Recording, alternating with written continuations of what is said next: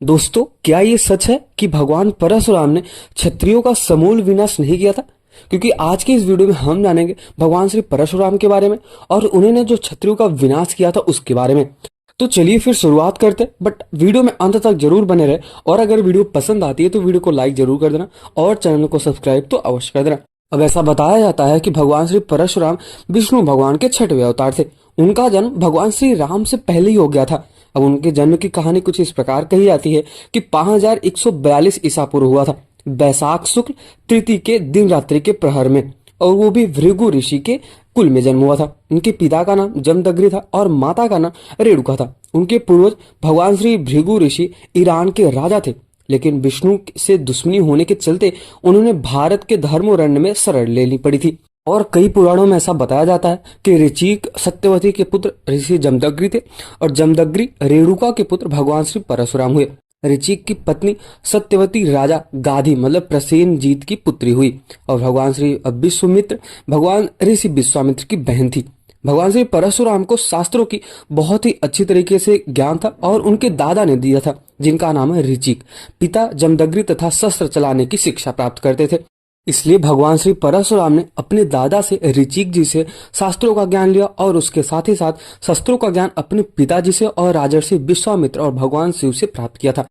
कई पुराणों में ऐसा बताया जाता है कि महर्षि भृगु के प्रपौत्र, वैदिक ऋषि ऋचिक के पौत्र और जमदग्नि के पुत्र महाभारत काल के वीर योद्धाओं मतलब भीष्म, गुरुद्रोण और कर्ण को अस्त्र शस्त्रों की शिक्षा देने वाले गुरु, शस्त्र एवं शास्त्र के धनी ऋषि परशुराम का जो जीवन है वो बहुत ही ज्यादा संघर्षों और विवादों से भरा रहता है।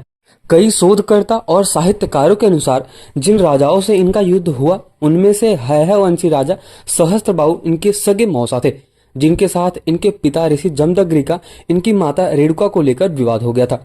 कथा के अनुसार इनकी माता के संबंधों के लेकर कुछ इस प्रकार विवाद में उन्होंने अपने पिता के आदेश पर अपने माता रेणुका का सिर काट दिया था, जिससे नाराज इनके मौसा सहस्त्रबाहु ने जमदग्नि ऋषि का आश्रम उजाड़ दिया था। समाज में ये धारणा है कि भगवान श्री परशुराम ने 21 बार छत्र विहीन कर दिया था पूरी पृथ्वी को। लेकिन सोचने वाली बात तो ये है कि अगर भगवान श्री परशुराम ने एक बार क्षत्रियों का पूरी तरह से विनाश कर दिया था तो दूसरी बार क्षत्रियों का जन्म कैसे हुआ? इस सवाल को खोजना तभी होगा जब दूसरी बात की पता करेंगे, मतलब जब दूसरी बात को जानेंगे तभी पता चलेगा कि क्या सच में ऐसा हुआ था। एक समय ऐसा भी आया था जब भगवान श्री परशुराम को क्षत्रिय कुल में जन्म भगवान श्री राम के आगे झुकना भी पड़ा था। पुराणों में उल्लेख मिलता है कि भगवान श्री परशुराम की माता रेणुका से अनजाने में कोई अपराध हो गया था। अब इसमें पिता जमदग्नि उक्त अपराध से अत्यंत क्रोधित हुए तथा उन्होंने अपने पुत्रों को आज्ञा दी कि रेणुका का सिर भी काट दो। स्नेहवश कोई पुत्र ऐसा न कर सका, लेकिन भगवान श्री परशुराम ने माता का सिर काट दिया। पिताश्री की आज्ञा अनुसार काट डालने पर फिर जो उनके पिता है वो बहुत ज्यादा खुश हुए और फिर बोले कि आपको क्या चाहिए। फिर उन्होंने बोला कि मेरी माता का जो सिर है वो वापस से वहीं पे लग जाए। भगवान श्री परशुराम सहित जमदग्नि के 5 पुत्र थे, मतलब भगवान श्री परशुराम के 5 भाई थे। परशुराम योग, वेद और नीति में पारंगत माने जाते हैं। ब्रह्मास्त्र समेत विभिन्न दिव्यास्त्रों के संचालक में भी वे पारंगत थे। उन्होंने महर्षि विश्वामित्र एवं ऋचिक के आश्रम में शिक्षा प्राप्त करी हुई थी। कठिन तप से प्रसन्न होकर भगवान श्री विष्णु ने उन्हें कल्प के अंत तक तपस्यारत भूलोक पर रहने का वर दिया था। भगवान श्री परशुराम के 4 बड़े भाई थे। एक दिन जब सभी पुत्र फल लेने के लिए वन चले गए तब भगवान श्री परशुराम की माता रेणुका स्नान करने चली गई थी।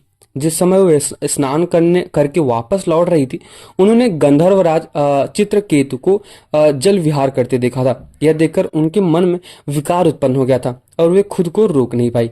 महर्षि जमदग्नि ने यह बात जान ली और इतने में ही वहां परशुराम के बड़े भाई रुक्मवान, सुमेशु, वसु और विश्वासु भी आ गए थे।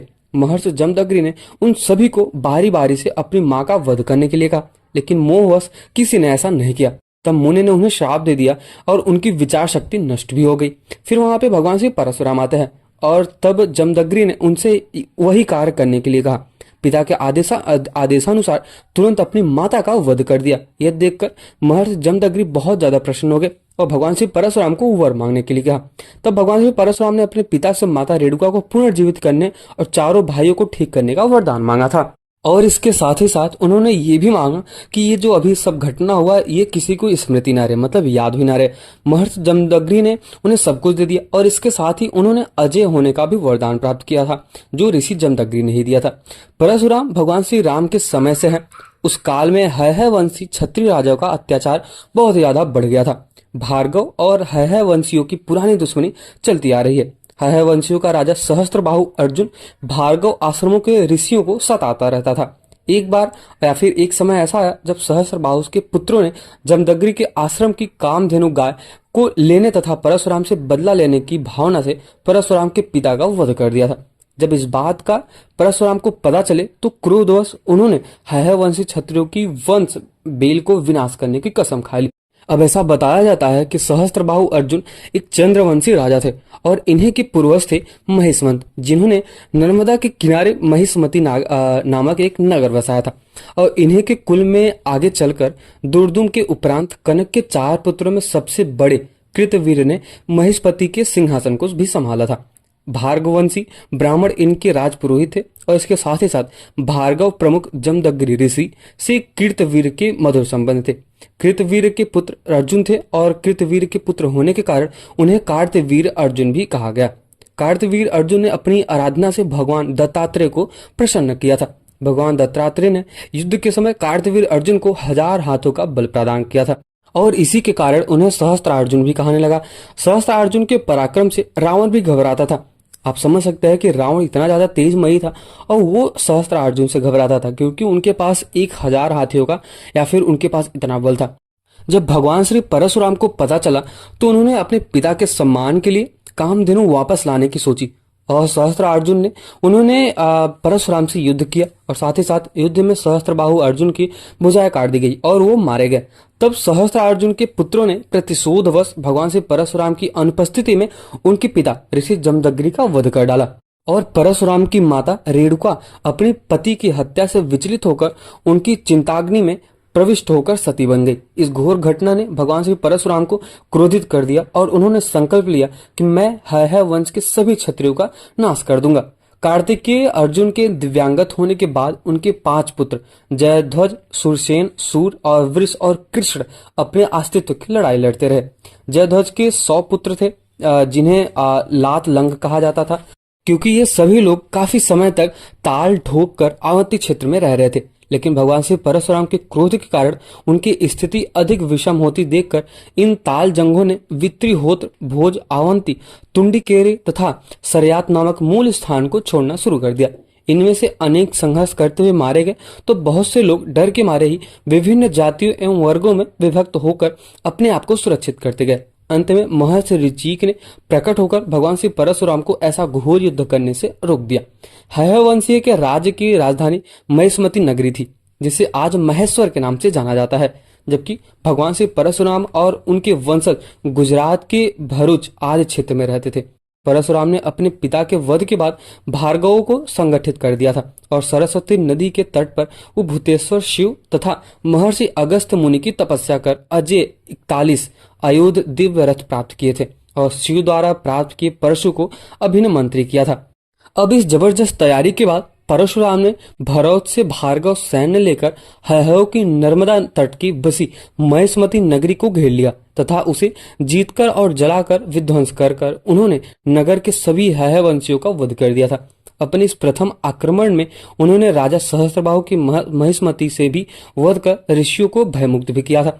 इसके बाद उन्होंने देश भर में घूमते अपने 21 अभियानों में हैहय वंशियों 64 राजवंशों का नाश किया। इनमें से 14 राजवंश तो पूर्ण अवैध नास्तिक थे, तो कुछ इस प्रकार उन्होंने क्षत्रियों के हैहय वंशी राजाओं का समूल नाश कर दिया, जिसे समाज के क्षत्रियों का नाश माना जाता है, जबकि ऐसा नहीं था। आपने इस 21 अभियानों के बाद भी बहुत से हैहय वंशी छुपकर बच गए होंगे। माथुर चतुर्वेदी ब्राह्मणों के इतिहास लेखक में श्री बाल मुकुंद चतुर्वेदी के अनुसार भृगु परम तेजस्वी क्रोधी आचार्य थे। ऐसा बताया जाता है कि महर्षि भृगु का जन्म जिस समय हुआ था उस समय इनके पिता प्रचेता ब्रह्मा सुषानगर, जिसे बाद में पारसी मतलब इराक कहा जाने लगा, भूभाग के राजा थे।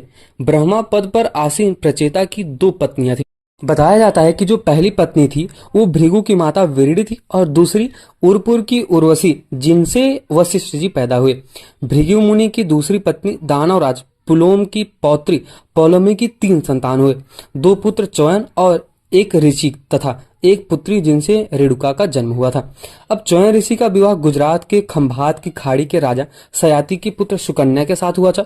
ऋषि का विवाह महर्षि भृगु ने जाधिपुरी मतलब जो गाजीपुरी के राजा गाधी है उनकी पुत्री सत्यवती के साथ हुआ था।